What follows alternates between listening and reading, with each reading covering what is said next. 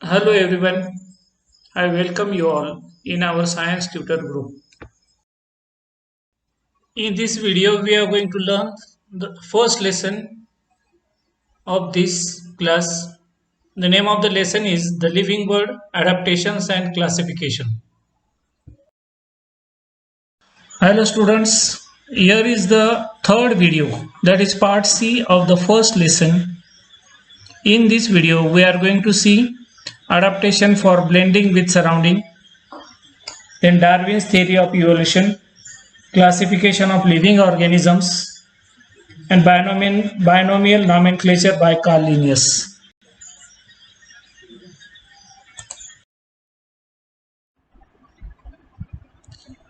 Now here we are going to see about the adaptation for blending with the surroundings. What is the meaning of blending? Blending means to adjust with the surrounding for the safe living. The first point we had discussed about the adaptation in animals, it was adaptations for sustaining with the surrounding. यानी surrounding के साथ कैसे adjust करना है for the purpose of living. Second point we had discussed about adaptation in animals for the purpose of obtaining food. Now in this point we are going to discuss about the adaptation for blending with surroundings. Now we cannot easily spot colorful butterflies, lizards and grasshoppers. They get camouflaged amidst grasses, parts of plants like stem, leaves, flowers, etc. That is because their colors blend with those of their surroundings. Means you must have seen different insects, different animals, their body color resembles with their surrounding. Means the surrounding in which they are living, with that surrounding their body color resembles. You must have seen the rhinos, elephants. The body is grey in color, so that it matches with the soil color. Even the insects are there. The insect grasshopper, its body color is green in color, so that when it sits on the plant near the leaf, so it is not easily pointed by the birds. The grasshoppers are not easily pointed by the birds, so they do not fall prey for the birds, so they can keep themselves safe from their enemy. Now for grasshoppers, birds are enemies. The same way butterflies also, lizards also, same case is there. The lizard's color is the one of the lizard, chameleon. It changes its color according to the surrounding. That is the adaptation of that animal, the speciality of that animal, which it has created or developed in itself.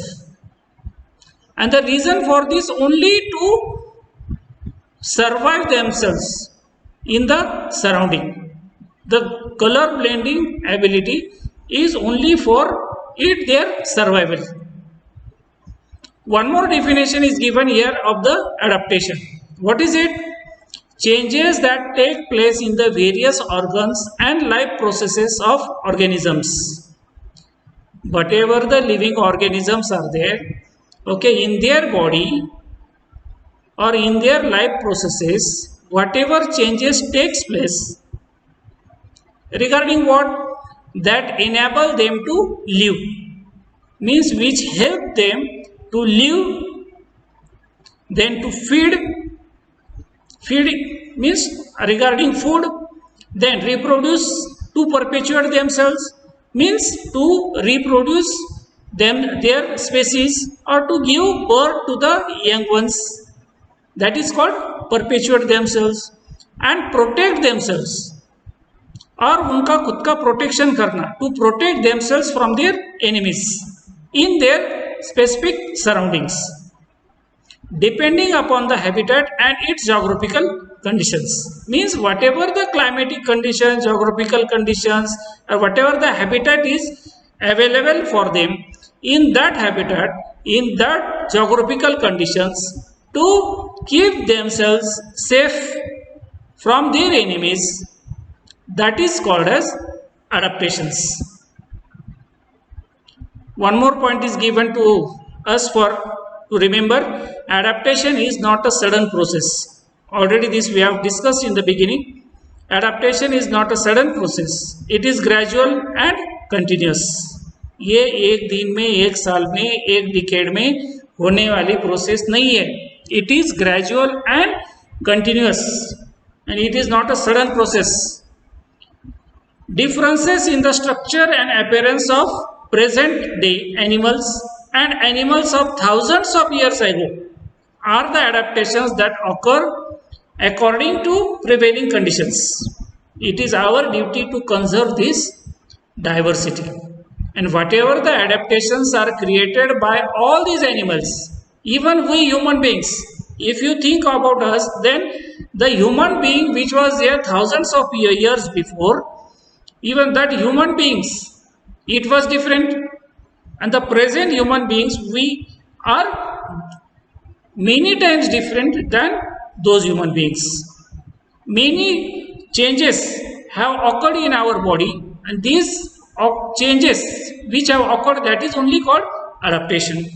When the human being has adapted itself, the same way even the other birds, insects, animals, plants, they have also adapted themselves for the present geographical conditions, for the present habitats, for the present surrounding, for protecting ourselves, for perpetuating ourselves, okay, for continuing our life processes,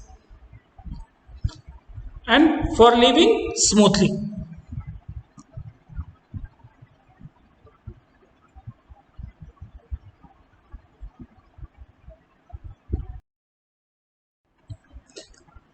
Here is the information about the great scientist Charles Darwin, who was a biologist. His theory is well known, and it is called as the theory of evolution by natural selection. In here, he explained his theory in his book on the origin of species in 1859. And in that theory, he mentioned two important points which are shown here in this. First, we read it. Charles Darwin, a biologist, studied numerous types of plants and animals and suggested that only those organisms are likely to survive which can best adapt themselves to a changing environment. This is called the theory of survival of the fittest. This is Darwin's first principle. Okay, so in this way, he explained two principles. This is the first principle, survival of the fittest. According to this, only those organisms are likely to survive. ऐसे ही animals survive करेंगे, जिएंगे, which can best adapt themselves to the changing environment. Whatever the conditions in the environment are changing, according to the changing environmental conditions, the animals, those who will change themselves, those who will adapt themselves, only will be able to survive in the atmosphere or in the environment. So this principle is called as survival of the fittest, or this theory is called as survival of the fittest theory. The second point which he has explained is, if an organism is born with a new beneficial characteristics and is able to survive, this change is preserved in the next generation. This is Darwin's second principle and is called the theory of natural selection. This is one more important point. That in this he explains that if any organism, it is born with a new beneficial characteristics, means something different characteristics, but they are beneficial for that organism for its life, then that animal is able to survive, and then that change will be preserved even in its next generations also. Means when it will perpetuate, when it will give birth to the next generation, when they will give birth to their next generation, even those changes will be maintained in their offsprings also. And in this way, these adaptations or these changes which are brought about by those organisms in their body, they will be helpful for them to sustain themselves, to help themselves to live their life. And this principle is called as theory of natural selection. So when the point of Darwin's theory of evolution comes, then only in these 2 points should be mentioned correctly, fully. That is, the first point is survival of the fittest, means one who is fit will survive in the changing environment. And second point is the theory of natural selection, means the organisms which are born with the new characteristic, the same characteristics will be transferred or will be preserved in their next generations also, and those characteristics will help them in their life. Now we are going to learn about the classification of living organisms. But before going to this point, first we will discuss why classification is essential. Now students, when you study in the school, you must be seeing that students of different classes, different standards, they are made to sit in different classrooms, separate classroom. The students of standard 6, they sit in their classroom. Students of standard 7, they sit in the separate classroom. Okay, only for the purpose that they should be attended by their subject teachers at their proper level. 6 standard students are taught with the 6 standard syllabus. 7 standard students are taught with 7 standard syllabus. Means that every group, the group which is having some similarities, they are kept together, and the groups which are having differences in them, they are kept in the separate group, or they are arranged in the separate group. So for this purpose, classification is very essential. Even if you go in the library, you will find that the books of different subjects are arranged in the different cupboards. If you see even in our houses, the objects of different uses, they are arranged properly. The utensils or the material which is required in kitchen, it is arranged itself in the kitchen. The things which are essential in the dining hall, they are kept in dining hall. The things which are necessary in the living room, they are kept in the living room. In this way, the classification is very necessary. So the same type of classification is done in case of the living organisms. Here the first question is asked, why are living things classified? उनका classification करना जरूरी है क्या? Then yes, it is very necessary. What is the answer for that? It is difficult to study and remember all the organisms in their diverse living world at the same time. So classification is necessary, and classification helps in this respect. Because it is very hard to remember all these animals, all these plants, all these animals, because there is diverse living thing or diverse living world. Many animals are there, many plants are there, then how we will remember it? So it is very hard to remember. So for this purpose, classification of the animals or classification of the living organisms is necessary, and it is done. Second question is there, which are the criteria used for classification of plants and animals? Now when the classification of living organisms come, now the many great scientists, they have divided first the living organisms into plants and animals. So here it makes the main two groups, plants and animals. There in front to the right side, the table is given. There also you will find the in front of kingdom, you see in below mango, there it is written plantae, and below human being it is written animalia. So these are the two main kingdoms.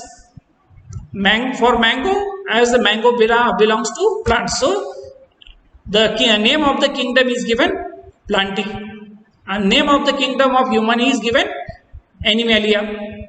So these are the two main groups, and here the name is given kingdom. So in this way, the different scientists have used different criteria and independently classified plants and animals. A hierarchy is formed in the classification that starts from kingdom Animalia or kingdom Plantae, and further groups and subgroups are formed depending upon basic similarities and differences. This is called the hierarchy of classification. Now here the new word is introduced, hierarchy. What is the meaning of hierarchy?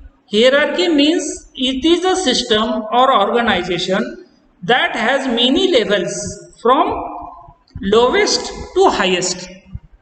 यानी कहीं भी कौन से भी अगर कहीं भी classification करना है, कुछ अगर डिफरेंशिएशन दिखाना है, सिमिलरिटीज दिखानी है, तो then we have to do it by step, and whatever the steps will form that many steps, that is called as hierarchy. So hierarchy helps in creating the different levels. Now if you see in to the right side, the hierarchy is given. The topmost place in the hierarchy of classification of living organisms is kingdom. Then below kingdom, phylum, means the kingdom has got divided into many phylums. Again the phylum has got many classes. Again classes have got many orders. Then under order families are there. Then under family genus. And under genus then whatever the species are present, all the species are classified under this point.